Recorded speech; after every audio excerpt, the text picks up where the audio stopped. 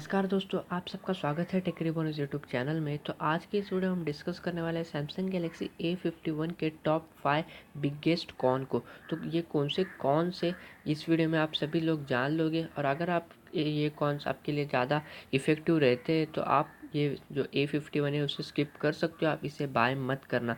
तो आज के इस वीडियो में हम इसी को ही डिस्कस करने वाले हैं और टॉप 5 कॉन्स के साथ साथ ही हम अल्टरनेटिव्स भी जानेंगे कि अगर आपका प्राइस जो बजट है आपका वो 23 to 25,000 के बीच में, क्योंकि A51 का प्राइसिंग इंडिया में 23,000 होने वाला है।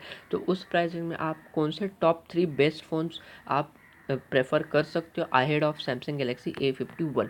तो अभी सबसे पहले हम जो नंबर 1 कौन है हमारा उसको डिस्कस कर लेते हैं और वो है प्रोसेसर। 9611 10 नैनोमीटर पे बेस्ड इसका प्रोसेसर है। और सैमसंग अपने A50 सीरीज़ में जो A50 आया था उसमें भी 9611, A50s आया था उसमें भी 9611 और A51 में हमें 9611 देखने को मिल रहा है। और अभी जो सैमसंग एक्स कवर प्रो आया रिलीज़ हुआ है उसमें भी हमें 9611 प्रोसेसर देखने को मिल रहा है। तो सैमसंग इस प्रोसेसर को इतना बैक क्यों कर रहा है? ये प्रोसेसर दोस्तों काफ़ी अच्छा प्रोसेसर, मैं ये नहीं कहूँगा कि ये बुरा प्रोसेसर है। आप इसमें डेली अपने आसानी से गेम्स कर पाओगे, अपने टास्क हैंडल कर पाओगे। लेकिन अगर आप थोड़ा हाई एक्सटेंसिव गेमिंग की तरफ जाते हो तो ये प्रोसेसर इस जो गेम्स है उसे हैंडल नहीं कर पाएगा। आपको थोड़ी ग्राफिक्स कम करनी पड़ेगी। अगर आप हाई गेमर हो, आप अगर गेमिंग के लिए पर्सनली ये फ़ोन ले रहे हो तो मैं आपको सजेशन दूंगा कि आप ये फ़ोन मत बाय करना।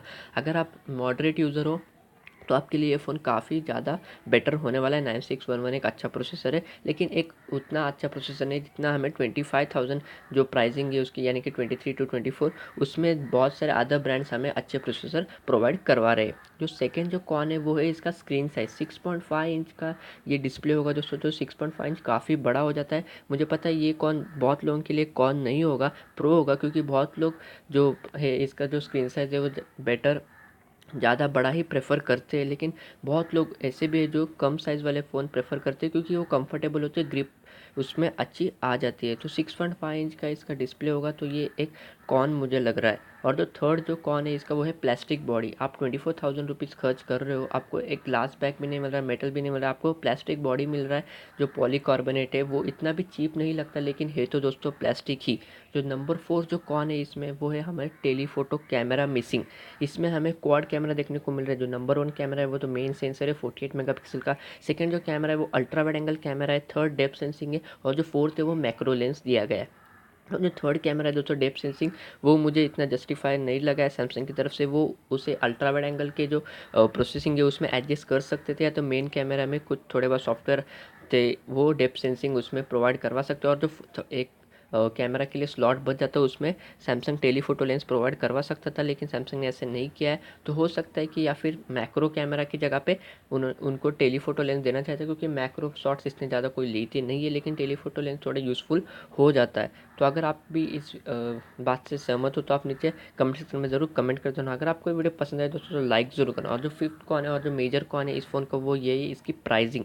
इसकी प्राइसिंग दोस्तों 6 GB 128 GB वाले वेरिएंट की 23,000 है। 22,990 और 23,000 में हमें प्लास्टिक बॉडी मिलता है, एक स्क्रीन साइज 6.5 इंच का मिलता है। तो थोड़े बहुत प्रोज है लेकिन कॉन्स भी है, लेकिन 23,000 थोड़ा ओवर प्राइस फ़ोन ये मुझे लग रहा है। अगर ये 19 to 20,000 के बीच में आता ना तो ये फ़ोन एकदम फाड़ू फ़ोन होता। और ये फ़ोन मतलब किसी भी दूसरे मैन्युफैक्चर के लिए ये फ़ोन को बीट कर पाना बहुत ही मुश्किल होता, क्योंकि इसमें हमें अच्छे प्रोसेसर, अच्छा स्पेशली कैमरा इसका बहुत ही अच्छा होने वाला है, क्योंकि जो कैमरा है वो क्वाड कैमरा सेटअप है।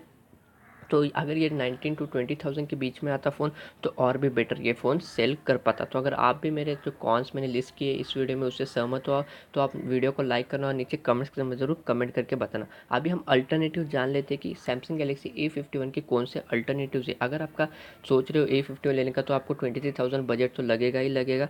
तो आप A51 को छोड़ के कौन से टॉप 3 बेस्ट फ़ोन्स को कंसिडर कर सकते हो। तो नंबर 1 दोस्तों यही है Redmi K20 Pro। तो जैसे आप सभी लोग जानते हैं इसमें फ्लैगशिप लेवल का प्रोसेसर है 855, और इसकी प्राइसिंग अभी 24,999 चल रही है। 4,000 mAh की बैटरी आपको देखने को मिल जाएगी। ट्रिपल कैमरा 48 मेगापिक्सल आपको मेन सेंसर देखने को मिल जाएगा। तो जो नंबर 1 चॉइस आपकी होनी चाहिए 25,000 के बीच में। अगर आप सैमसंग छोड़ के एक चाइनीज़ ब्रांड प्रेफर कर सकते हो तो Redmi K20 Pro आपके लिए एक बहुत अच्छा स्मार्टफोन होगा। तो सेकेंड है वो है Realme X2। इसमें हमें 730G का प्रोसेसर देखने को मिलने वाला है। 8 GB 128 GB देखने को मिलेगा। 4,000 mAh की बैटरी भी देखने को मिलेगी। तो ये भी एक अच्छा ऑप्शन हो सकता है A51 को छोड़ के। और जो थर्ड है वो है Vivo V17 जो रिसेंटली लॉन्च हुआ था। 675 का इसका प्रोसेसर होगा, 8GB 128GB और 4500 mAh की बैटरी हमें इस फ़ोन में देखने को मिलने वाली। तो ये तीनों चाइनीज़ मैन्युफैक्चर है, मैं जानता हूँ। और सैमसंग गैलेक्सी A51 एक कोरियन है, तो सैमसंग के छोड़ के आप चाइनीज़ लेना प्रेफर करते हो तो ये तीन आपके लिए अल्टरनेटिव्स है।